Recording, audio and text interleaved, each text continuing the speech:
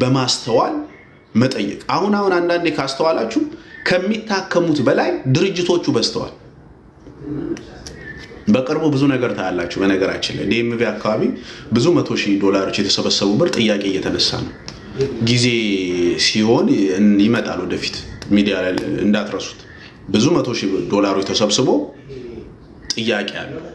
ሰው እያነሳ ነው። የት ሄደ ይሄ ብር ተጀምሯል። ብዙ ሰዎች እየጠየቁ ነው። ስለዚህ ብዙ ሰው የኛ ህዝብ የሆነ ነገር ላይክ በተለይ ህዝብ ተራበ፣ ህዝብ ተቸገረ፣ ህፃናት ሊሞቱ ነው ምናምን ካልከው ስለማይሰስት ይሰጣል፣ ያዝናል፣ አዛኝ ነው። ያ ማለት ግን የሚሰጥ ገንዘብ ከመሬት ላይ አይደለም የሚያነሳው፣ ላቡን ነው፣ በኑሮ ነው።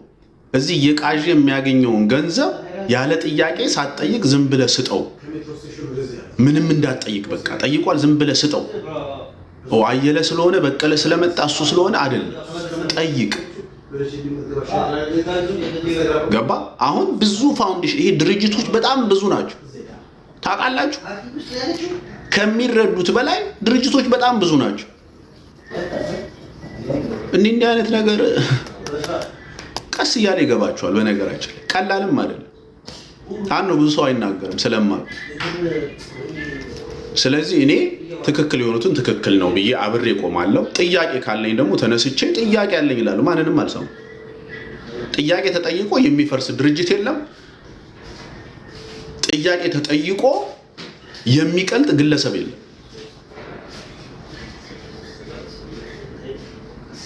ስለዚህ ሰው ለመልስ ስትመልስለት ትረስትህን ነው ቢውልድ የምታደርገው። ሰዎች ያምኑሃል ማለት ነው። ገባችሁ? እንደዛ ነው። በነገራችን ላይ በዚሁ አጋጣሚ ልብ ህሙማን በኢትዮጵያ የልብ ህሙማን መርጃ ህፃናት መርጃ የራሱ መግለጫ ወጥቷል።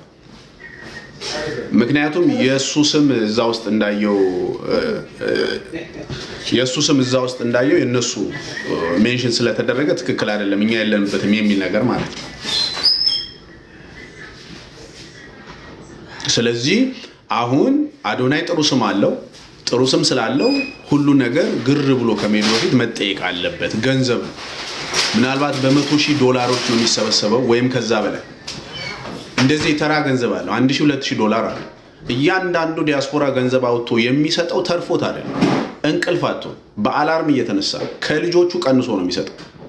ገንዘብ ሲሰጥ አትጠይቁ ምናምን። ገንዘብ ልትቀበል የምትመጣው ከኛው ዲያስፖራ እኮ ከኛው ገንዘብ ልትቀበል መጥተህ ጥያቄ እንዳትጠይቅ የሚባል ሳይንስ አይሰራም።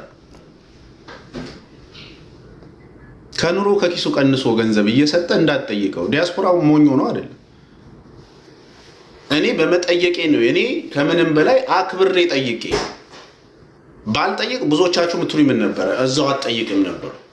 ለሌላችሁ ልድገምላችሁ። በመጀመሪያ እኔ ይሄንን ስራ እንዳግዛቸው ጠየቁኝ። ምንም ዋሸው ነገር ስለሌለ ማለት ነው። ኦኬ ጥያቄ ያነሱልኝ። በጣም መልካም አልኩኝ፣ ደስ አለኝ። ስለ ሰዎቹም ጥሩ ነገር ነው፣ መጥፎ ነገር አልሰማም። ከዛ ኦኬ አልኩኝ። እንደማንኛውም እኔ እዚህ ድርጅት ውስጥ ገብቼ ስሜ ከገባ ጥያቄዎች ላንሳ ብዬ 3 ጥያቄዎች አነሱ። 3 ጥያቄዎች አንስቼ መጀመሪያ የተባልኩት ሄይዘር እንደዚህ አይነት ጥያቄ አሁን አስፈላጊ አይደለም ነው የተባልኩት። አልዋሽም።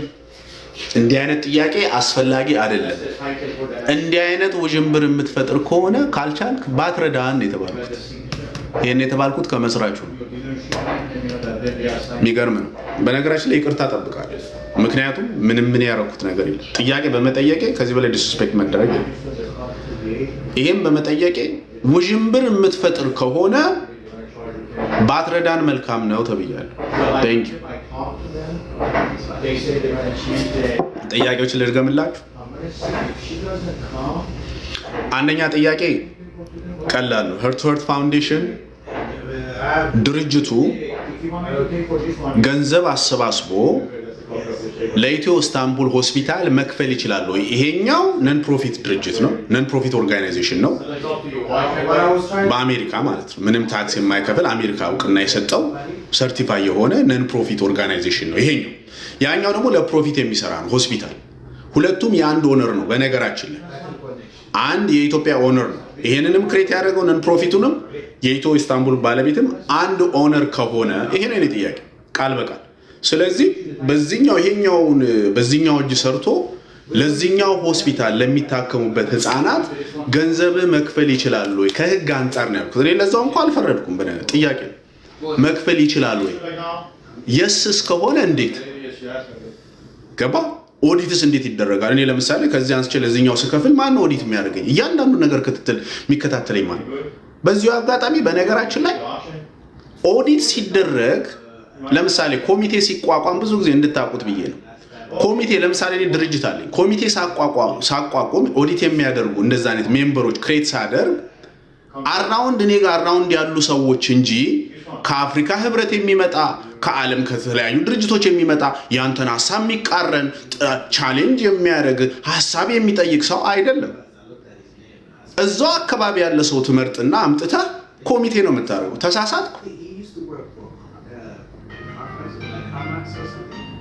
ተሳሳትኩ ወይ?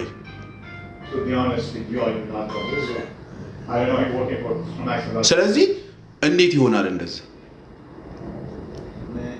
ሁለተኛ ነገር ዳታ ያለው የህፃናት ዳታ ያለው ህፃናት በኢትዮጵያ ውስጥ 25000 ተራ እየጠበቁ ያሉ ህፃናት በኢትዮጵያ የልብ ህሙማን ህፃናት መርጃ ማዕከል በጳውሎስና ጥቁር አንበሳ አጠቃላይ በእነዚህ 3 ድርጅቶች ውስጥ አጠቃላይ ዳታ ውስጥ ነው እነዚህ ያሉት፣ ወይም እነሱ ናቸው ይሄንን አሬንጅ ያደረጉት ማለት ነው።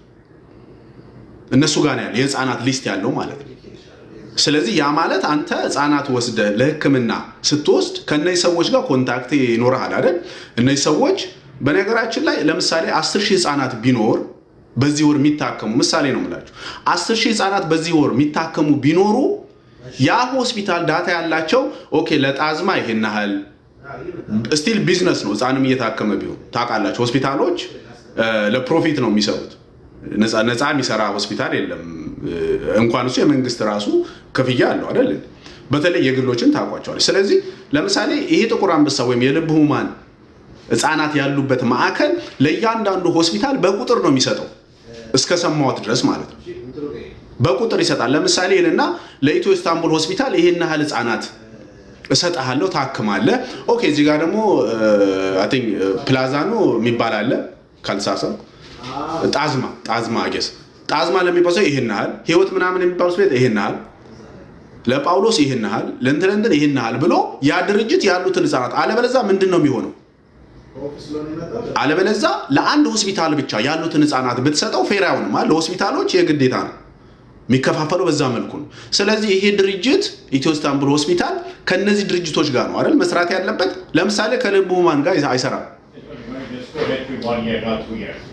ከልብ ህሙማን ጋር አይሰራም በኢትዮጵያ አዳምጡ በኢትዮጵያ የልብ ህሙማን ህፃናት መርጃ ጋር አይሰራም ኦፊሻሊ በነገራችን ላይ ዛሬ መግለጫ ያወጣሉ ከነሱ ጋር አይሰሩ ዋና ማዕከል ያለው ዳታ ያለው እዛ ነው የህፃናት ሊስት ያለው እዛ ነው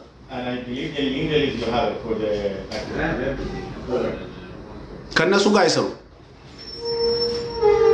ማለት ለመስራት አውርተው ነበር ያልተግባቡት ነገር አለ ያንን ስለጠየቁ ማለት ስለዚህ አሁን አዶናይ ጥሩ ስም አለው ህዝቡ ተቀብሎታል ህፃናት እንዲረዱ ይፈልጋል ገንዘብ ማሰባሰቡ ላይ ችግር የለብኝም እኔ ግን ግልጽ ያልሆኑ ገንዘቡ ተሰባስቦ የሚውልበት ሂደት ግልጽ አይደለም ይሄን ደግሞ በነገራችን ላይ ኢቭን እንኳን አሁን ብትናገሩ ኢስ ቱ ሌት በጣም ሌት ናችሁ ገንዘብ ነገር ሊሰባሰብ ዛሬ አልነበረም መሆን ያለበት ይሄንን መጠየቅ ስተት አይደለም 6 ፒኤም ላይ መግለጫ ሰጥተ ነገ ማሰባሰብ ከማድረግ ይልቅ 1 ዊክ አድቫንስ ቀድመ ስለዚህ ነገር በደንብ ለህዝቡ አዌር አድርገ ቢሆን የተሻለ ነበር መግለጫው ቪዲዮን ካያችሁት ይሄናል 25000 ህፃናት በኢትዮጵያ እንደሚጠብቁ እንጂ አንድ ህፃናት ይሄናል ኮስት ያደርጋል የኛ አላማ አንድ ህፃን ልጅ በልብ ህክምና ሚኒመም ይሄናል ብር ኮስት ያደርጋል እኛ ይሄናል ህፃናት ነው አሁን እቅዳችን ላይ ያለው ስለዚህ አንድ ህፃናት በዚህና ሀል ፌር በሆነ ዋጋ ብናክም ብለን እናስባለን። ከህዝቡ ማሰባሰብ ያሰብነው ገንዘብ ይሄን ያህል ነው። አሁን እዚህ አዶናይ በሚያስተባብረው ገንዘብ ላይ ይሄን ያህል ገንዘብ ማሰባሰብ እቅድ አለን። ታርጌታችን ይሄን ያህል ገንዘብ ነው። እኛን ደግሞ በስራችን ውስጥ የሚቆጣጠሩን እነዚህ ገለልተኛ አካላት አሉ፣ ድርጅቶች አሉ። ፌደራል ወይም የገቨርንመንቱ ይሄን ቁጥጥር ያደርጋል። ገንዘቦቹ እያንዳንዶቹ ወጪ ገንዘብ ነው በነገራችን የሚባሉ መሰል የሆኑ ጥያቄዎች መነሳት አለባቸው እንጂ ሁሉ ጊዜ የታመሙ ህፃናት ሲኖሩ አዛውንቶች ሲኖሩ የሆነ ችግር ሲኖር ምንም ጥያቄ እንዳትጠይቁ ቶሎ ብለው እንደሚላችሁ አንተ ምቀኛ አንተ ምናምን እኔ እንደዚህ አይነት ነገር አልሰማም። ጥያቄ ጠይቃል። ምክንያቱም የሚሰሩትንም ሰፖርት ስለማድረግ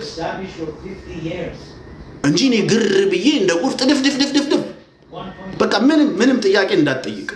አሁን እሱ አይደለም የተባልኩት አሁን እሱ አላማው ጥያቄ እሱ አይደለም። እሱ ምንም የሚያሳስብ ነገር አይደለም። ምንድነው የሚያሳስብ? ዋናው ነገር እንሰብስብ። አንድ ሰው ገንዘብ በነገራችን ላይ ሲያሰባስብ የመጀመሪያ እቅዱ የሚሆነው ምንድነው? ገንዘብ ከማሰባሰብ በፊት ነው እንጂ ነገሮችን አጠቃላይ ያንተን ፕላን ሊስት አድርገ መጨረስ ያለብን እንጂ ገንዘብ እጅ ላይ ከመጣ በኋላ አይደለም።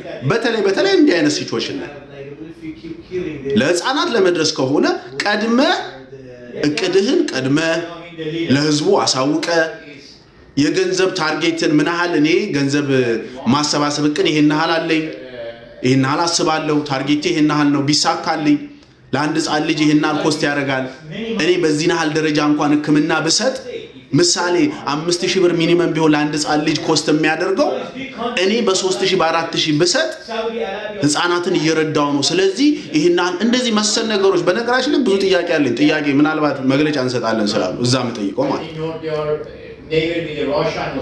እንጂ ዝም ብሎ ግር ብሎ ምናምን አው ዛ እንደዚህ የሚባል ነገር የለም። መልመድ አለበት፣ ሰው መጠየቅ አለበት። ነውር አይደለም፣ ስህተት አይደለም። ሁሌ ጥያቄ ሲነሳ ምቀኛ በዚህ ገብቶ አንተ እንደዚህ ኖ የሚባል ነገር የለም። ጥያቄ ለምንድን ነው መቄዶንያ ጥያቄ የማይነሳበት? ለምንድን ነው መቄዶንያ ጥያቄ የማይነሳበት? ምክንያቱም እያንዳንዱ ነገር ግልጽ አድርጎ ስላስቀመጠ ማንም መቄዶንያ ላይ ጥያቄ ያነሳ። ለምን የልብ ህሙማን ጥያቄ አይነሳበት? እያንዳንዱ ነገር በግልጽ ስላስቀመጠ። ገባችሁ? በግልጽ ስላስቀመጠ ብዙ ድርጅቶች ግልጽ ከሆነ አሰራራቸው ሁሉ ነገራቸው ጥያቄን ቀንሰ ስለዚህ ሰው ሞር እርዳታው ላይ ፎከስ ያደርጋል ማለት ነው። ምክንያቱም የኢትዮጵያ የ25000 ህፃናት ህልውና ህክምና በኢትዮ ኢስታንቡል ብቻ የሚፈታ አይደለም። 5% አይፈታም። ስለዚህ ሁሉም ሆስፒታሎች በጋራ ሆነው ሁሉም ዲያስፖራ በጋራ ሆነው አብሮ መስራት አለበት። በነገራችን ኢትዮ ኢስታንቡል ተነጥሎ ብቻ ሳይሆን እያንዳንዱ ህፃናት ላይ በተለይ ከዚህ ከልብ ኬዝ ከህፃናት ጋር የሚሰሩ ሆስፒታሎች የግልም ሆነ የመንግስት አንድ ላይ ሆነው የሚናበቡት ነገር ነው። ገባ? የሚናበቡት ነገር ነው። አንተ ህፃን ልጅ ለማከም ዋና እኮ ምንጭ የሚሆነው ያንተ ዳታ ያለው እኮ ልብ ህሙማን ነው። ከልብ ህሙማን ጋር ሳትሰራ ከነሱ ጋር አብረህ ሳትሰራ እደግመዋለሁ እንዳትቀይሩት፣ በኢትዮጵያ የልብ ህሙማን ህፃናት መርጃ ጋር አብራችሁ አትሰሩ። ጥያቄ ነው። ዋና ዳታ ያለው ከጳውሎስ ዋና ዳታ ያላቸው ሆስፒታሎች ጋር በግልም ይሁን በመንግስት ከነሱ ጋር አብረህ ካልሰራ እንዴት ነው ህፃናቶቹስ ከየት ነው የምታገኟቸው? ጥያቄ ነው። አሁን ህፃናቶችን ከየት ነው የምታገኟቸው? እንዴት ነው ስክሪን አድርጋችሁ የምትወስዷቸው? ከየት ነው ህፃናቶቹስ የሚወሰዱት? ምክንያቱም እነዛ ሆስፒታሎች ወይም ዳታ ያላቸው ምንም መረጃ ከሌላቸው አሁን ለሚባሉት 112 ህፃናት ታክመዋል። ለሱ እኔ በጣም ደስ ብሎኛል። 112 ህፃናት እንዳሳከሙ ነው አይደል መግለጫ የተሰጠው። ስለዚህ እነዚህ 112 ህፃናት ከየት ነው የተገኙት? ከየት ነው የተገኙት? ከልብ ህሙማን ነው? ከጥቁር አንበሳ ነው? ከጳውሎስ ነው? ከማን ነው እነዚህ ህፃናት የተገኙት? ሁለተኛ ይሄ ድርጅት ከተቋቋመ 2 ወር አልሆነውም። 2 ወር አልሆነውም። አብዛኛው ሰው አያውቀውም። በነገራችን አብዛኛው ሰው ብዙዎቻችሁ ታውቁታላችሁ። አሁን አዶናይና አይደል የምታውቁት ምክንያቱም ገና አጭር ጊዜ ነው። ግን ፍጥነቱ በጣም ሮጦ ገንዘቡ ላይ ነው እየፈጠነ ያለውና ጥያቄዎች በጣም ብዙ ነገሮች የሚመለሱ አሉ። ብዙ ሰዎችም ጥያቄ እያደረሱኝ ነው። ስለዚህ ይሄንን ነገር በደንብ መመለስ አለባቸው። ለኔ ግን በግሌ ምንም ስለሆንኩ አይደለም። ምክንያቱም ለበጎ ስራ፣ ለህፃናት፣ ለመልካም ነገር የሚጥር ድርጅት ጥሩ ስም ያለው ሰው አንድን ሰው ጥያቄ በመጠየቁ ብቻ ዲስሪስፔክት ማድረጉ አግባብ አይመስለኝም እና ለዚህ ይቅርታ ጠብቃለሁ። ምክንያቱም ምንም አላደረኩም። አክብሬን የጠየቅኩት ፈጣሪ